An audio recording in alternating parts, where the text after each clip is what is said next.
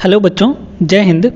आज की इस वीडियो में हम आपको सिखाने वाले हैं समीकरण हल करना। ठीक है, समीकरण कोई भी समीकरण दे देता है तो आप उसको हल कैसे करेंगे, उसमें x हो गया, y हो गया, t हो गया, इन सब का मान कैसे निकालेंगे, इस चीज़ को हम लोग एकदम अच्छे से सीखेंगे। तो वीडियो को पूरा देखते रहना है आपको। यहाँ पर हम आपको एकदम बढ़िया तरीके से सिखा देंगे कि समीकरण कैसे हल किया जाएगा, और फिर आपके जितने भी पुस्तक में, बुक में जितने भी प्रश्न ऐसे दिए होंगे उनको आप आसानी से कर लेंगे। ठीक है, तो चलिए यहाँ पर देखते हैं पहला। ठीक है, अब प्रश्न करने से पहले कुछ चीज़ें आप समझ लीजिए। जैसे देखिए, हम पहली बार बात करें यहाँ पर तो चर और अचर की बात करते हैं। ठीक है, अचर और चर की बात करते हैं, ये समझना ज़रूरी है, तभी आप इन प्रश्नों को अच्छे से कर पाएंगे। ठीक है, अचर देखिए, अचर वो संख्या होता है जिसका मान नहीं बदलता है।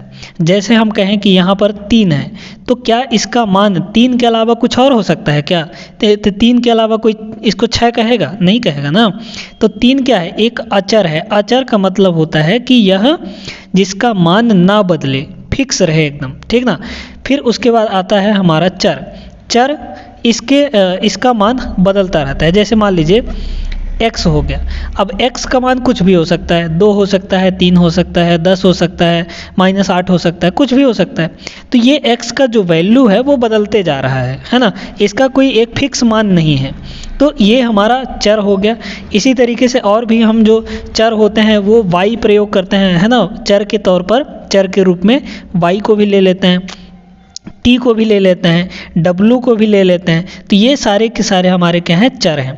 और अचर जिनका मान फिक्स होता है। तो अब यहाँ पर दो चीज़ें होती हैं, एक चर होता है, एक अचर होता है। तो देखिए, जो x है वो हमारा चर है ना, इसका मान बदलते रहता है।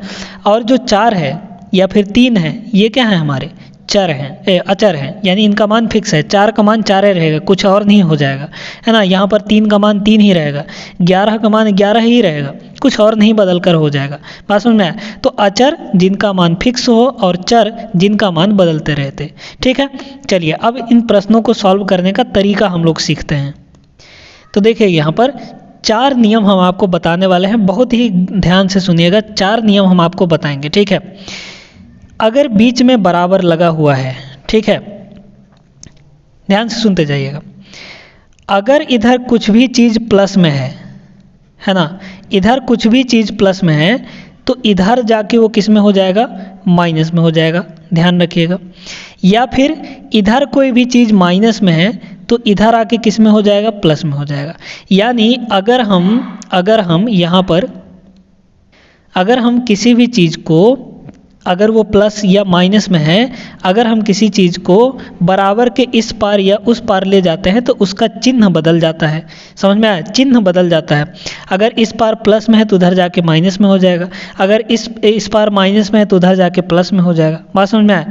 तो 2 रूल तो यहाँ से निकल गए कि क्या है हमारा, एक साइड अगर प्लस में है तो दूसरे साइड जाके वो माइनस में हो जाएगा, और एक साइड अगर माइनस में है तो दूसरे साइड जाके वो प्लस में हो जाएगा। बात क्लियर हो गई? तो 2 नियम यहाँ से हो गए।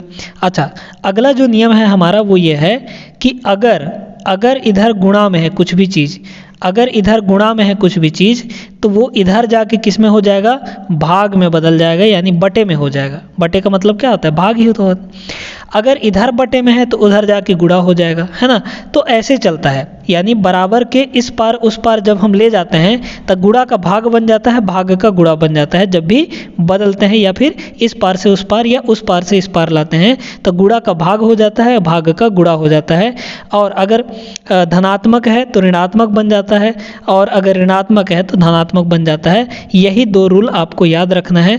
अब चलिए हम यहाँ पर डायरेक्टली प्रश्न पर आते हैं। ठीक है, देखिए, पहला प्रश्न हमारा ये है कि x - 4 = 3 है। तो यहाँ से हमको क्या करना है? हल करना है, यानी x का मान निकालना है। ठीक है, x का मान निकालना है। x का मान कितना होगा ये हमको यहाँ पर बताना है। तो देखिए क्या हो जाएगा यहाँ पर। अब देखिए, सबसे पहले तो हमको ये काम करना पड़ता है कि जो भी चर हैं, यानी x हो गया या फिर y हो गया, है ना, उनको आप ज़रूरी होगा यहाँ पर, आसान होगा कि आप बाएं साइड ही रखें। बाएं साइड हमारा क्या होगा, यही वाला होगा, दाएं साइड ये होगा।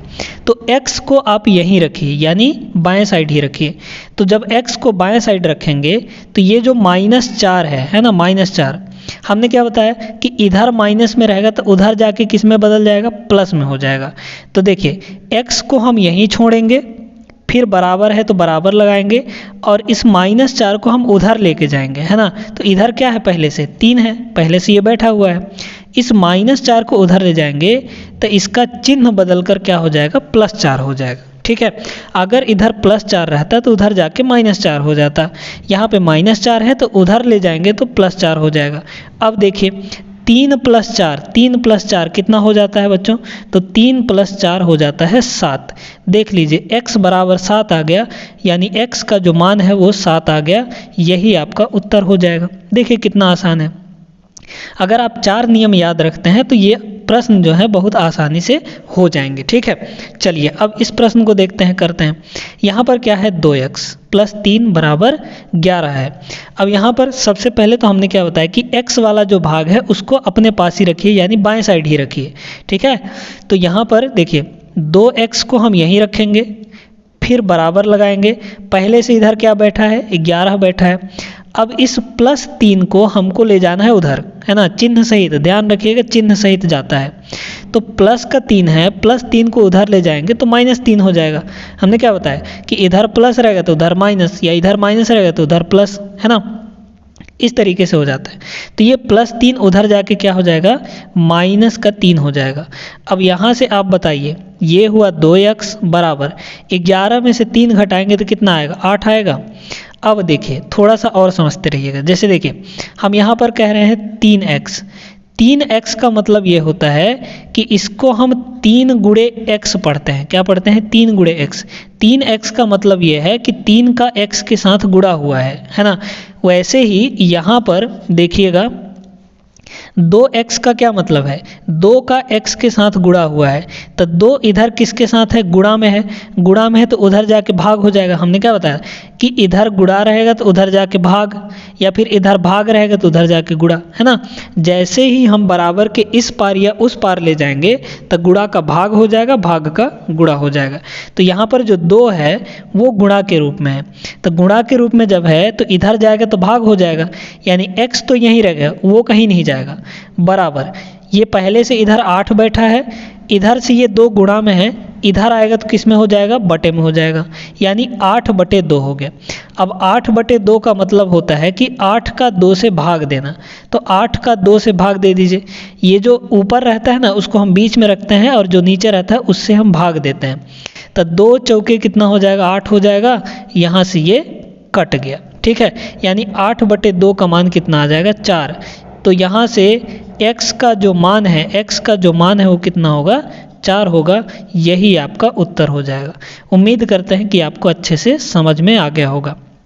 चलिए एक प्रश्न यहाँ पर लेकर हम और देखते हैं, फिर आपको अच्छे से क्लियर हो जाएगा कि कैसे समीकरण हल किया जाता है। अब इस प्रश्न को देखिएगा बच्चों, क्या दिया है, 4x + 7 = 3x - 2। अब यहाँ पर x का मान निकालना है। हमने क्या बोला आपसे कि जो भी x वाला है उसको एक साइड ले आइए, यानी बाएं साइड ले आइए। तो 4x तो पहले से यहाँ है ना, 4x पहले से यहाँ है, और इधर क्या है, इधर है 3x। अब 3x के बगल में इधर देखिए कुछ भी चिन्ह नहीं लगा है, इसका मतलब यहाँ पे प्लस है। ठीक है, यहाँ पे क्या है, प्लस है। कोई भी चिन्ह नहीं लगा रहता है तो उसको हम धनात्मक मानते हैं, यानी प्लस चिन्ह मानते हैं। तो अब ये पूरा का पूरा +3x है, तो हम इसको इधर लाना चाह रहे हैं, तो इसको इधर पकड़ के लाएंगे तो ये +3x किस में हो जाएगा, -3x हो जाएगा। ठीक है, -3x हो जाएगा। बड़े ध्यान से समझते जाइएगा। ठीक है, अच्छा अब इधर क्या बचा, इधर पहले से हमारे पास क्या है, -2 है। अब इस +7x को हमको उधर ले जाना है, तो +7x जब उधर जाएगा तो किस में हो जाएगा, -7 हो जाएगा, है ना। +7 जब उधर जाएगा तो -7 हो जाएगा। बस इतना सा काम करना है आपको। देखिए x वालों को एक साइड ले आइए, और जो अचर पद हैं उनको एक साइड भेज दीजिए। ठीक है, अब इसको देखें, हमारे पास यहाँ पर 4x है और उसमें से 3x घटा देना है। ऐसे आप इसको समझिए, x को मान लीजिए टॉफ़ी है ना, टॉफ़ी, तो ये हो गया 4 टॉफ़ी, 4 टॉफ़ी में से 3 टॉफ़ी घटा देना है। तो 4 टॉफ़ी में से 3 टॉफ़ी जाएगा तो कितना बचेगा, सिर्फ एक ही टॉफ़ी बचेगा है ना, यानी x बचेगा बराबर। अब इसको देखिए -2 और -7 है ना, तो याद रखिएगा जब ऐसे में चिन्ह एक ही रहता है, यहाँ भी माइनस यहाँ भी माइनस, तो यहाँ भी माइनस यहाँ भी माइनस, तो जब चिन्ह एक ही जैसा हो तो जुड़ जाता है ना, चिन्ह एक ही जैसा हो तो जुड़ जाता है, यानी 2 और 7 कितना हो जाएगा, 9 हो जाएगा, और जब माइनस लगा हो तो माइनस लगा देते हैं, ठीक है। या फिर आप इसको ऐसे भी कह सकते हैं कि चिन्ह बड़ी वाली संख्या का लगाते हैं, हमेशा क्या करते हैं, चिन्ह बड़ी वाली संख्या का। ऐसे ही अगर हम आपसे कहें, देखिए -9 और प्लस का 4 है, ठीक ना, यहाँ पे एक जगह माइनस एक जगह प्लस है, यानी चिन्ह अलग अलग है। तो चिन्ह अलग अलग होता है तो हम घटाते हैं, चिन्ह एक ही जैसा होता है तो हम जोड़ते हैं, चिन्ह एक ही जैसा होता है तो हम जोड़ते हैं, चिन्ह अलग अलग होता है तो हम घटाते हैं। तो अब यहाँ पर चिन्ह अलग अलग है तो हम घटाएंगे, घटाएंगे किस में से किस में, बड़े में से छोटे को। तब बड़ा क्या है 9, 9 में से 4 को घटाइए, कितना आएगा, 5 आएगा, और चिन्ह हमेशा बड़का वाला का लगता है। तो चिन्ह बड़ा क्या है हमारा, 9 है, 9 का चिन्ह क्या है, माइनस है, तो यहाँ पर माइनस हो जाएगा, यानी -9 + 4 किसके बराबर होगा, -5 के बराबर होगा। ध्यान रखिएगा, ठीक है। उम्मीद करते हैं कि आपको समझ में आ गया होगा। अच्छा, तो यहाँ पर चूंकि दोनों का चिन्ह एक ही जैसा था तो हमने क्या बताया, चिन्ह एक ही जैसा रहेगा तो जुड़ेगा, तो जोड़ दीजिए, तो 2 और 7 कितना हो जाएगा, 9 हो जाएगा, लेकिन चिन्ह बड़ा वाला बड़ा वाला संख्या का लगता है, तो यहाँ पे बड़ा वाला संख्या क्या है, 7 है, 7 का हमने चिन्ह लगा दिया, -9 आ गया, यानी x का जो मान यहाँ से निकल कर आएगा वो -9 निकल कर आ जाएगा, यही आपका उत्तर होगा। तो इस तरह का प्रश्न जब भी अब आप सॉल्व करने बैठेंगे तो उनको बड़े आसानी से आप कर लेंगे। बस 4 नियम याद रखना है, जोड़ घटाना वाला, इधर प्लस में है तो उधर जाके माइनस होगा, या फिर उधर प्लस में है तो इधर आके माइनस हो जाएगा, यानी बराबर के इधर उधर जब भी जाएगा तो चिन्ह बदल जाएगा। वैसे ही गुणा भाग में होता है, इधर गुणा तो उधर जाके भाग, या फिर उधर गुणा तो इधर आके भाग, है ना, या फिर इधर गुणा तो उधर जाके भाग, इस तरीके से हो जाता है, समझ में आया, गुणा का भाग में बदल जाता है, भाग का गुणा में बदल जाता है। तो उम्मीद करते हैं कि आज यहाँ पर जो भी हमने सिखाया वो आपको अच्छे से समझ में आ गया होगा। वीडियो भी पसंद आया होगा, वीडियो को पसंद आया हो तो लाइक कर दीजिए और चैनल को भी सब्सक्राइब जरूर से कर लें। चलिए फिर मिलेंगे अगले वीडियो में, तब तक आप लोग सभी अपना ख्याल रखें। जय हिंद।